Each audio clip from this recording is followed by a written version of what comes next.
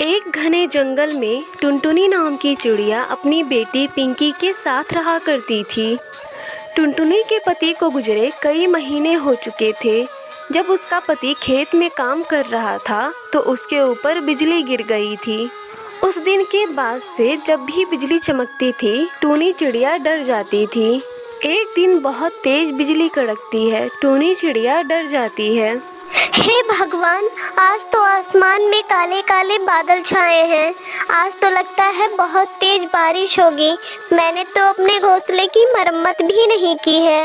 अगर इतनी तेज बारिश में मेरा घोंसला टूट गया तो क्या होगा? पिंकी बेटा, चल मैं तुझे तेरी बुआ के घर छोड़ आती हूँ, तब जाके मैं अपने घोंसले की मरम्मत करूँगी। मम्मा, मैं कहीं नहीं जाऊंगी। मैं भी आपके घोंसले की मरम्मत करने में आपकी मदद करूंगी। नहीं बेटा, जब तुम बड़ी हो जाना तब मेरी मदद करना। अब चलो जल्दी से, नहीं तो बारिश बहुत तेज शुरू हो जाएगी। टुनटुनी पिंकी को लेकर पास वाले जंगल में उसकी बुआ के घर पहुंचती है। तभी तेज बारिश शुरू हो जाती है। लूसी दीदी, अरे ओ लूसी दीदी, दरवाजा खोलो, मैं अपनी बेटी के साथ आई हूँ। टुनटुनी चिड़िया बहुत आवाज़ लगाती है लेकिन लूसी कबूतरी दरवाज़ा नहीं खोलती है।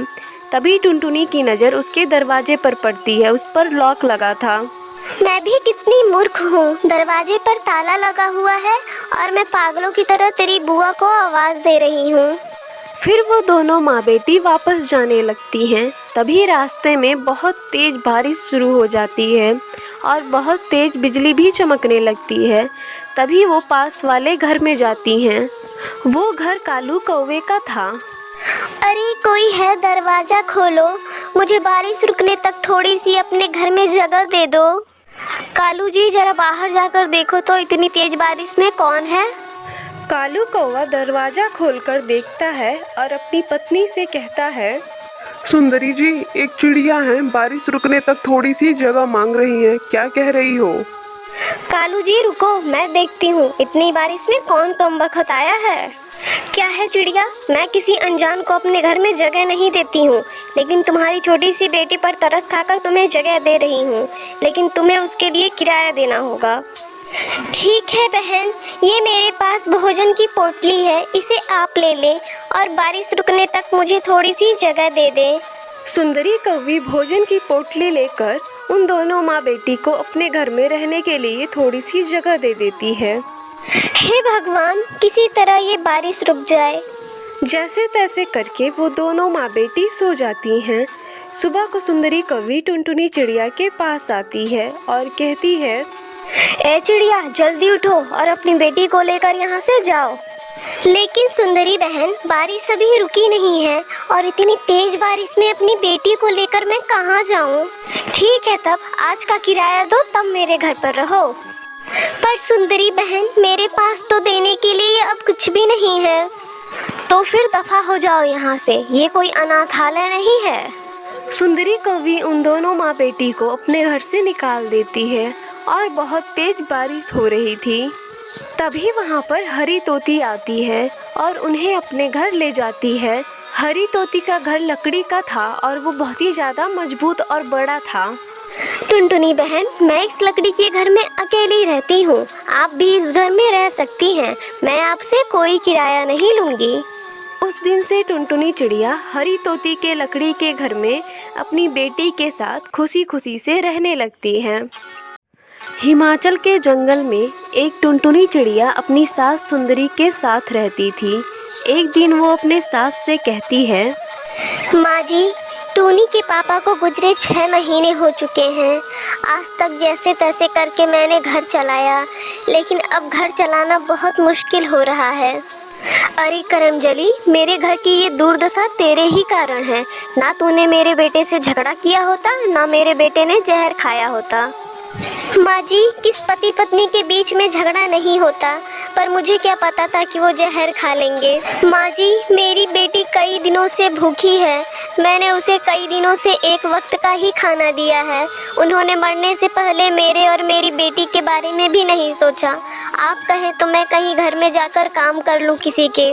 कुलक्षणी, तुझे मेरे बेटे को खाकर चैन नहीं मिला जो पूरे रिश्तेदारों में मेरा नाम खराब करना चाहती है। माँ जी, आपको अपने रिश्तेदारों की पड़ी है, पर आपको अपनी पोती की भूख दिखाई नहीं देती।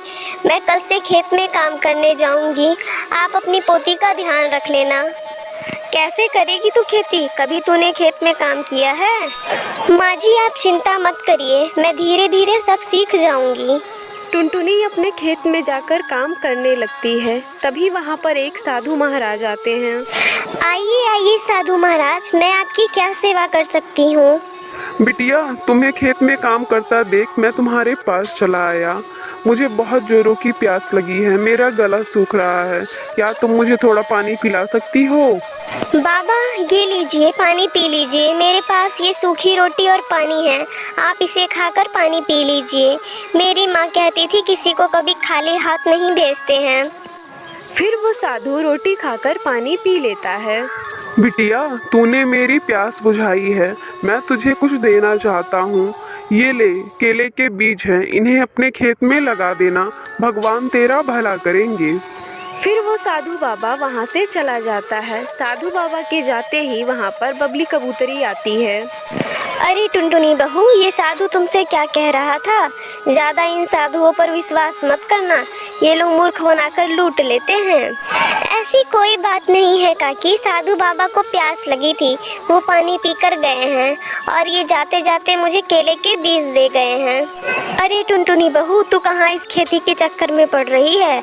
ऐसा कर, तू मुझे अपना खेत किराए पर दे दे, मैं हर महीने तेरे घर खेत का किराया पहुँचाती रहूँगी। नहीं काकी, इस खेत में मेरे पति खेती किया करते थे और अब मैं खेती करूँगी। जैसे तेरी मर्जी बहू, मैं तो तेरी भलाई के लिए ही कह रही थी। अच्छा, अब मैं चलती हूँ। बबली कबूतरी के जाने के बाद टुनटुनी चिड़िया अपने खेत में वो केले के बीज बो देती है। कुछ दिन ऐसे ही बीत जाते हैं। टुनटुनी चिड़िया एक दिन अपने खेत में जाती है तो देखती है वहाँ पर बहुत बड़े केले के पेड़ उगाए हैं और उसमें बहुत बड़े बड़े केले लगे हुए हैं। ये सब देखकर टुनटुनी चिड़िया बहुत खुश होती है और उन केलों को तोड़कर बाजार में ले जाकर बेचती है और जो भी पैसे मिलते हैं वो लाकर अपनी सास सुंदरी को दे देती है। सुंदरी कौवी भी अपने बुरे बर्ताव के लिए टुनटुनी चिड़िया से माफ़ी मांगती है। मुझे माफ़ कर दे टुनटुनी बहू, मैंने तेरी काबिलियत पर शक किया। ये ले पैसे, आज से ये पैसे भी तेरे हैं और इस घर की जिम्मेदारी भी तेरे ऊपर है। अब सब कुछ तू ही संभालना। उस दिन के बाद से टुनटुनी चिड़िया केले की खेती करके अपनी सास के साथ और अपनी बेटी के साथ खुशी खुशी से अपना जीवन बिताने लगती है।